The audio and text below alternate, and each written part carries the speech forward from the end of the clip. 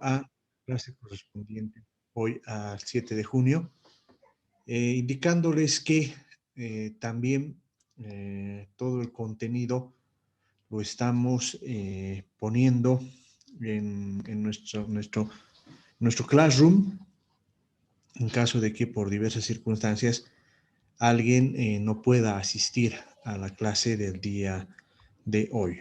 Bien. Retomando entonces lo que habíamos ido viendo en nuestra última clase, habíamos indicado que las tasas de interés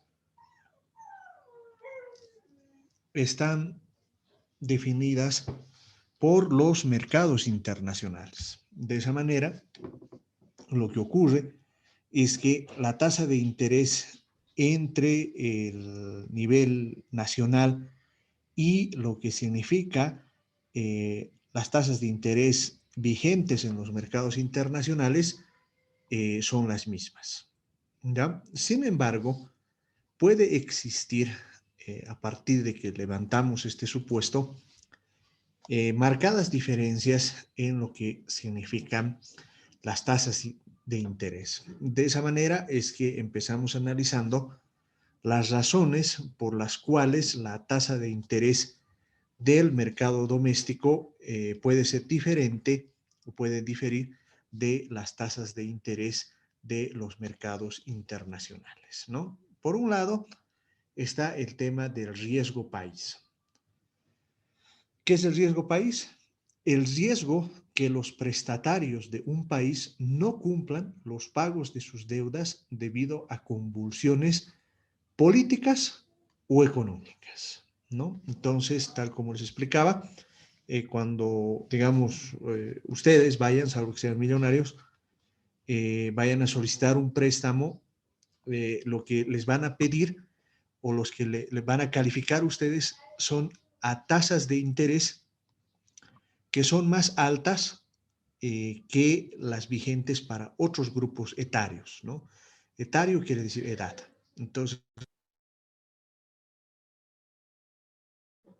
afecta fundamentalmente a todo lo que significa los jóvenes fundamentalmente y las personas que tienen arriba de 50 años, ¿no? Ese es más o menos lo que nos muestran las estadísticas. Entonces, hay un riesgo en prestarle a un joven. Ahora, ojo, ahí no estoy haciendo una valoración respecto a las potencialidades de los jóvenes, ¿no? Porque en mi opinión, y bueno, en los lugares en los que he trabajado siempre he pensado que lo mejor es contratar a los jóvenes porque tienen un gran potencial a desarrollar. Pero eso no piensan los bancos. Entonces les van a prestar, pero sí, les van a prestar a tasas del 24, del 20%, ¿no? Entonces a los países también cuando existe la posibilidad de que no paguen los créditos que tengan, entonces se castiga con unos puntos por encima de la tasa de interés internacional. En otras palabras, lo que puede ocurrir es que si a todos los países les están prestando a una tasa del 6%, por el riesgo país, a nosotros nos van a prestar en un 8%. Ahora, eso puede hacer que haya diferencias entre la tasa interna y la tasa externa, ¿no? En otras palabras, los prestamistas exigen un mayor tipo de interés para compensarles por el riesgo. La otra razón por la que puede haber modificaciones en lo que significa el tipo de en los tipos de cambio, ¿no? ¿Qué cambios podemos ver? Si se espera que caiga el tipo de cambio de un país, entonces sus prestatarios deben pagar un mayor tipo de interés para compensar a los acreedores por la depreciación esperada de la moneda, ¿no? Esto ocurre en situaciones en las cuales existe un riesgo cambiario.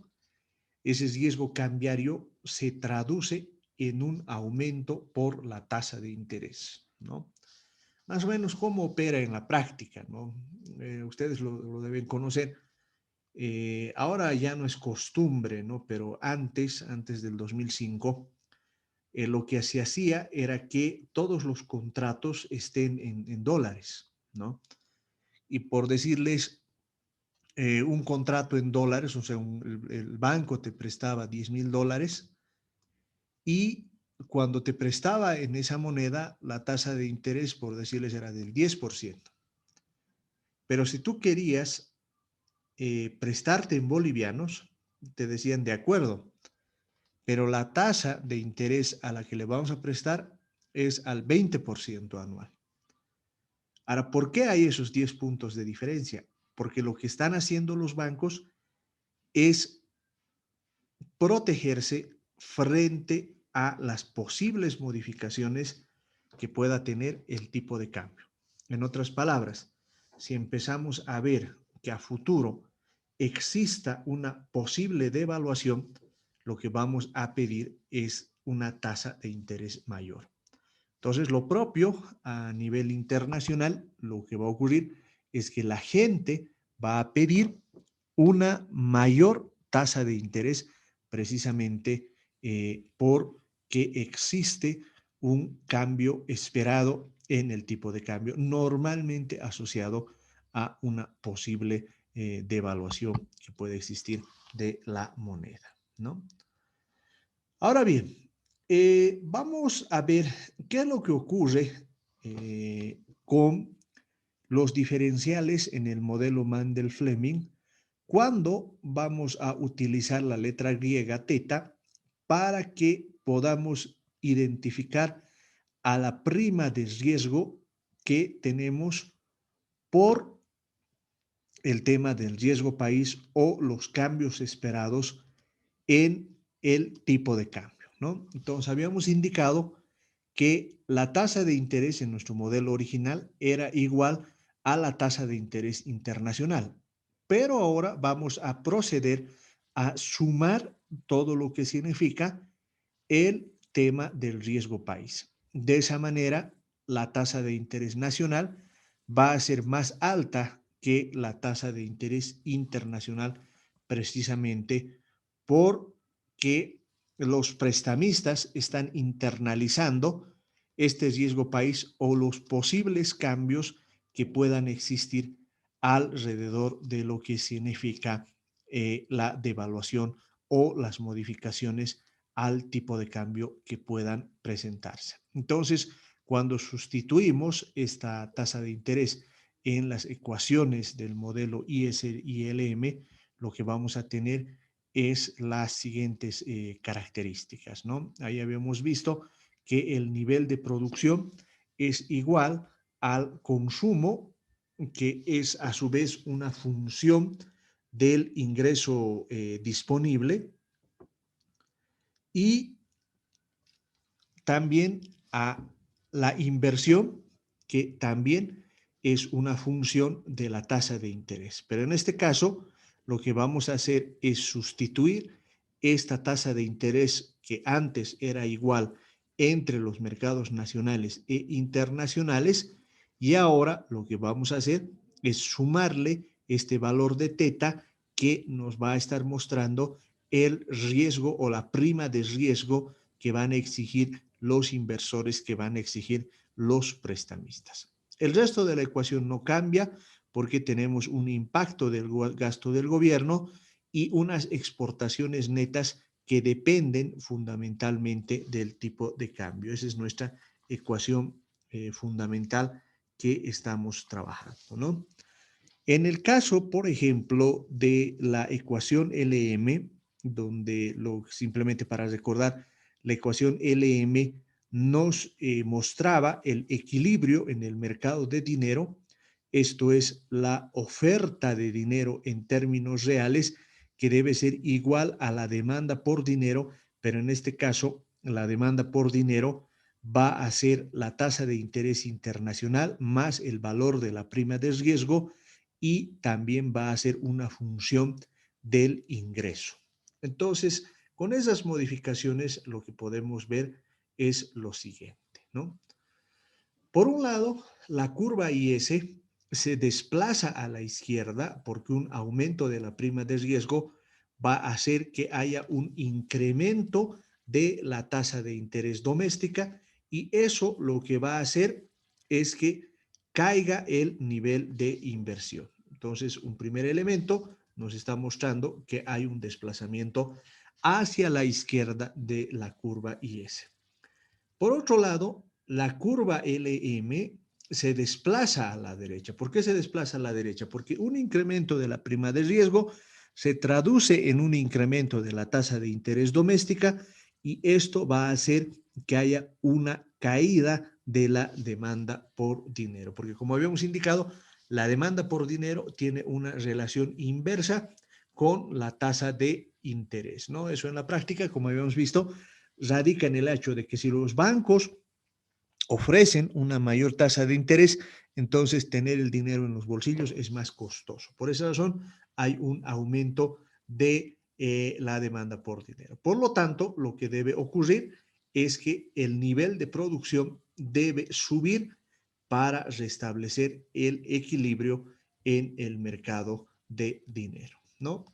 ¿Cuál es el resultado? Lo que vamos a tener cambiando o estableciendo, digamos, un mecanismo mediante el cual se ajustan todas las variables. Por un lado, vamos a tener una devaluación, ya vamos a pasar del nivel de equilibrio del tipo de cambio de E1 al nivel de equilibrio del tipo de cambio E2. Y lo que vamos a tener es un incremento del nivel de producción. En otras palabras, desde el punto de vista doméstico, lo que va a ocurrir es que un aumento de la prima de riesgo país va a provocarnos una depreciación para hablar estrictamente en cuanto a los términos, porque ya saben que los términos de depreciación y apreciación se utilizan cuando tenemos un tipo de cambio flexible y los términos de evaluación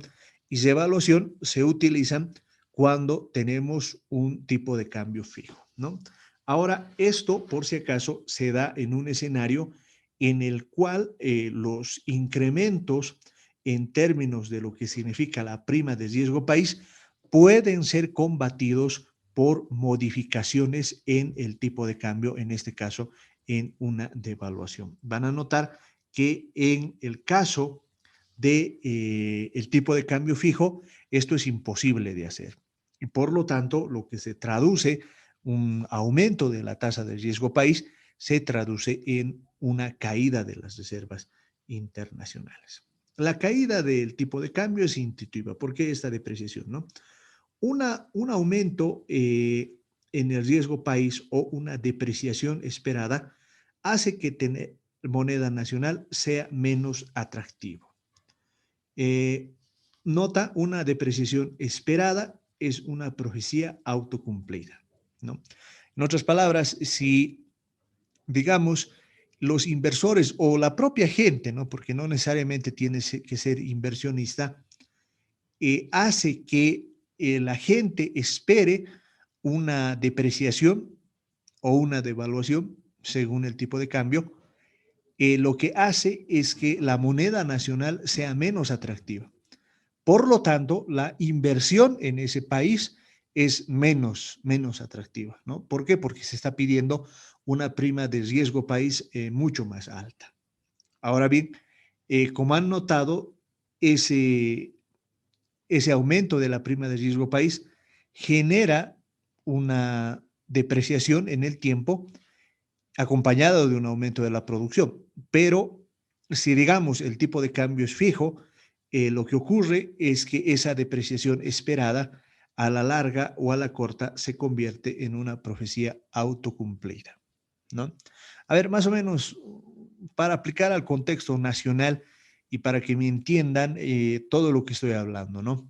En estos momentos, por ejemplo, dentro de la gente, hay una expectativa hacia la devaluación que se ha exacerbado, en mi opinión, el año 2020, fundamentalmente porque las autoridades de entonces eran muy poco cuidadosas respecto a las declaraciones que hacían, ¿no? Un Branko Marinkovic, por ejemplo, no daba la talla de un ministro de Economía, hablaba de manera muy superficial, sin mayor análisis acerca de una posible devaluación, ¿no? En cambio, ahora me da la impresión de que las expectativas a la devaluación han bajado o se han atenuado, lo cual es una muy buena noticia en términos de los mercados financieros sobre los cuales estamos trabajando, ¿no?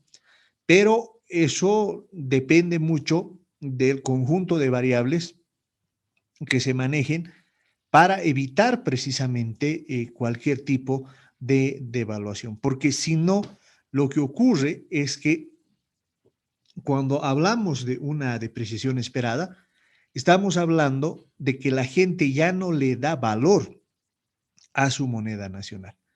Entonces, esa depreciación, como ya no tenemos confianza en nuestra moneda, se traduce en un aumento de la prima de riesgo. Ese aumento de la prima de riesgo lo que hace es provocar en los hechos una depreciación o devaluación según corresponda. Y por eso es que este tipo de expectativas a la larga o a la corta terminan afectando el propio comportamiento de la economía. El aumento en la producción ocurre porque el aumento de las exportaciones netas por la depreciación es mayor que la caída en la inversión por el aumento de la tasa de interés, ¿no es cierto? Es decir, si bien, digamos, esto puede tener efectos negativos en términos de la depreciación, esto naturalmente lo que hace es que haya un incremento en términos de lo que significa la variación que van a tener las exportaciones netas.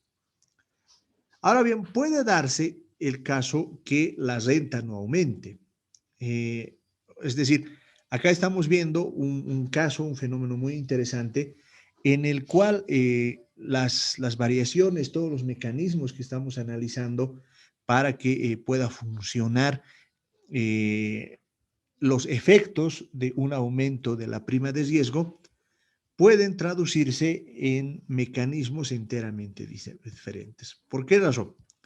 Porque, por ejemplo, el Banco Central puede intentar prevenir la depreciación reduciendo la oferta de dinero. En otras palabras, considera que no es aconsejable tener una depreciación porque va a generar muchos problemas. Ese es nuestro caso, ¿no? Si de pronto vamos a tener un mecanismo mediante el cual hay expectativas hacia la devaluación, entonces lo más correcto es que el Banco Central retire la cantidad de moneda nacional o aumente la cantidad de moneda extranjera en circulación. Ambos casos lo que van a hacer es que no haya un efecto sobre la producción. La depreciación puede disparar el precio de las importaciones, lo suficiente como para aumentar el nivel de precios, lo que reduciría la oferta real de dinero. En otras palabras, como hay una depreciación, simplemente para recordar, la depreciación lo que hace es bajar los precios de nuestros productos en el extranjero y aumentar el precio de los productos importados en nuestro mercado, ¿no? Entonces, si suponemos que se trata de una economía que para varios productos importa lo que necesita, lo que va a ocurrir es que esta depreciación se va a traducir en un incremento del nivel de precios. Ese nivel de precios, o sea, si ustedes recuerdan, la oferta monetaria la vemos, la analizamos en términos reales. Es decir, esta oferta monetaria la dividimos entre el nivel de precios, ¿no? Entonces, si el denominador de nuestra ecuación aumenta, lo que va a ocurrir es que la oferta monetaria en términos reales se va a reducir precisamente por este efecto de la depreciación. Los consumidores pueden responder al aumento de riesgo conservando más dinero. En otras palabras, puede ocurrir que en lugar de que se reduzca, o perdón, que demos más dinero a los bancos porque está aumentando la tasa de interés, lo que va a ocurrir es que la gente va a considerar que días muy complicados se aproximan y por lo tanto la mejor estrategia es conservar el dinero que se tiene y no cambiarlo por otras formas menos líquidas. Cada una de las razones anteriores desplazaría la curva LM hacia la izquierda, ¿no? Ahora, a ver, antes de ver el caso práctico de la crisis del peso mexicano, me gustaría conocer si hay alguna duda, pregunta al respecto para que podamos analizarla y podamos ver con mayor precisión todos estos elementos que estamos analizando.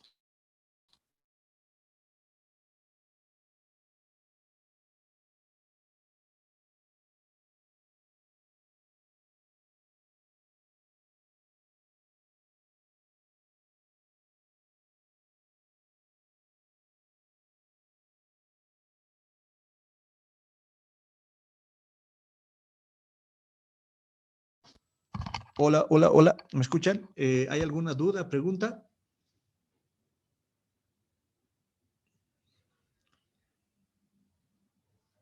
Y si no pueden activar sus micrófonos, por favor, escríbanme.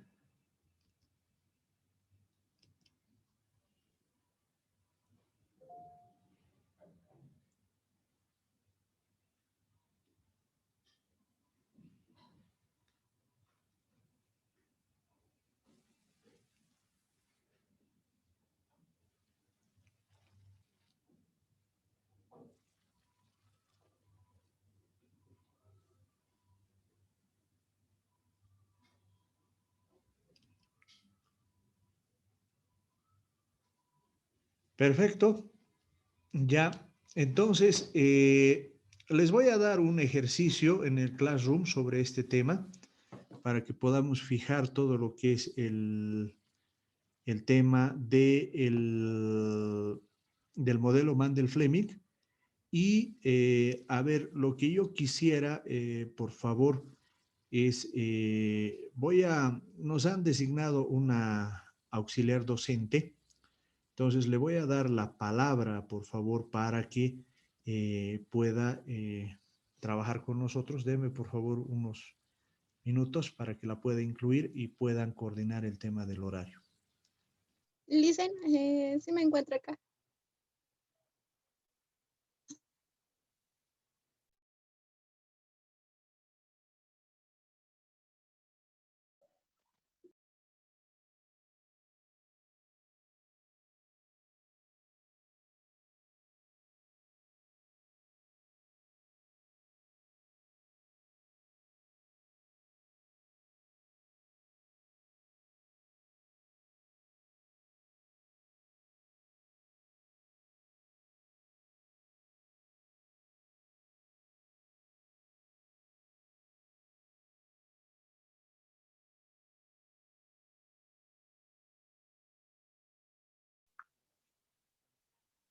Me dicen buenas tardes, compañeros, buenas tardes.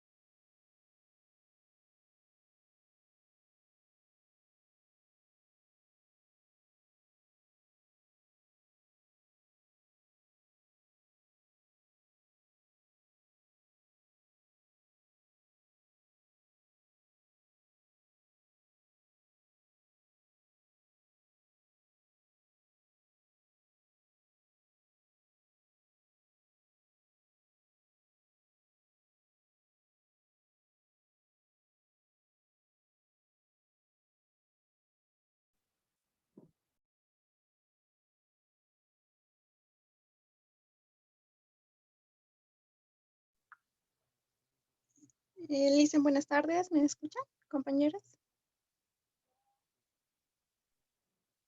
Sí. Buenas tardes, Oxy, sí se le Buenas escucha. tardes. Sí, compañeros, buenas tardes. Mi nombre es Rocío Alcón y muchísimas gracias. Agradecer al licenciado por el espacio que me está otorgando y pues vamos a tratar de no quitarle mucho el espacio. Entonces, nos pondremos de acuerdo para poder fijar el horario, por favor. Lice, ¿podría compartir mi pantalla, por favorcito? Unos minutitos.